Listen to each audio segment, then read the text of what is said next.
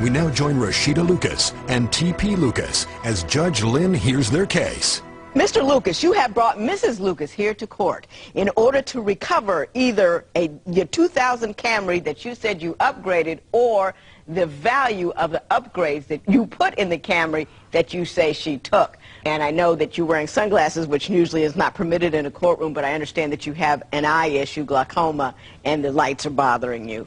Mr. Lucas, I'm going to start with you. Why don't you tell me how we got here and why it is you've needed to come to court to get this car back?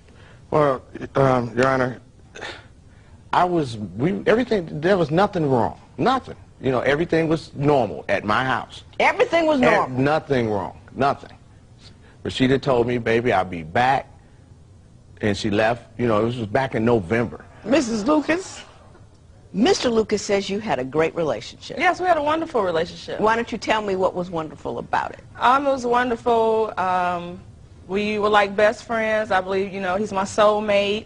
Everything was fine except he was too nice. It's too nice. I mean, how does one be too nice to one's wife? He was too nice, like it was scary nice.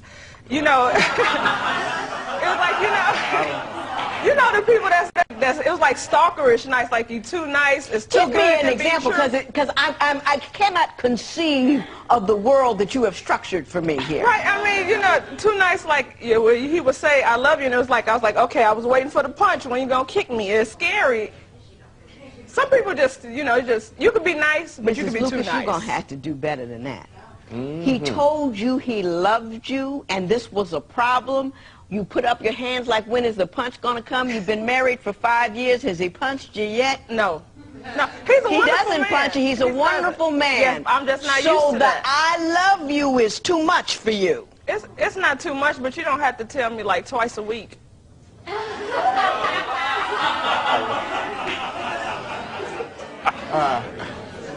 Can't figure that.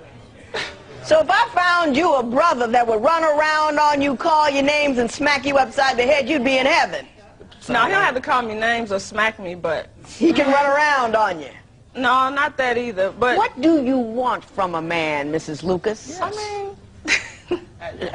She told me that's what she wanted. What did she tell you she wanted? Well, she told me she wanted somebody to cherish her and don't run around on her. You know, all the things that a good man and a good woman should want out of each other. We agreed that because I had been married before, and my ex-wife, oh my goodness, she scared me. If I ever did it again, it was going to be better than any other marriage, and I made the promise for keeps. This wasn't to be playing around, you know, and if nothing's wrong, where are you going? You know, there are women that would pull her head off her neck for a guy like me.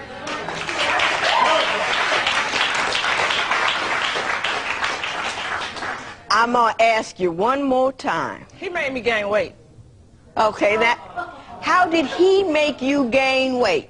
Because, I mean, now the man can cook, brother can throw down. But he cooked 4-course meals for breakfast, lunch, dinner.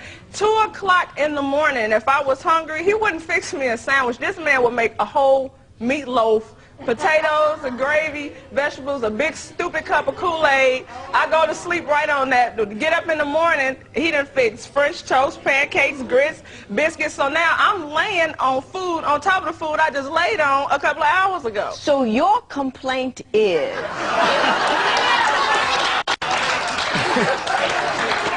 that this man cooked too often and too well, and he made me gain weight. Mrs. Lucas, have you lost your mind? No.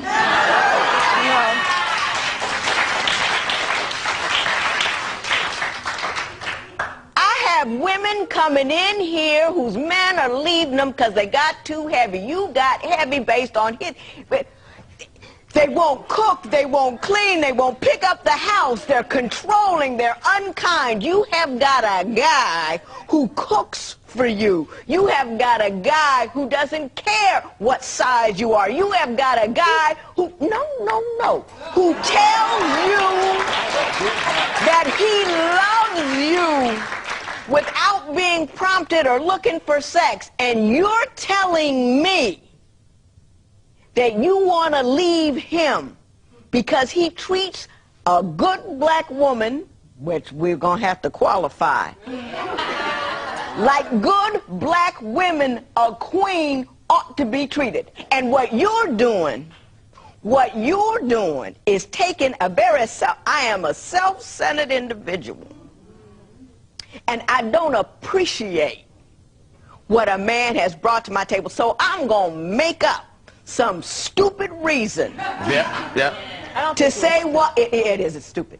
And I very rarely say that about anybody. Do I, Joe? I don't say things are stupid. Very rarely, because people have odd points of view. That's okay.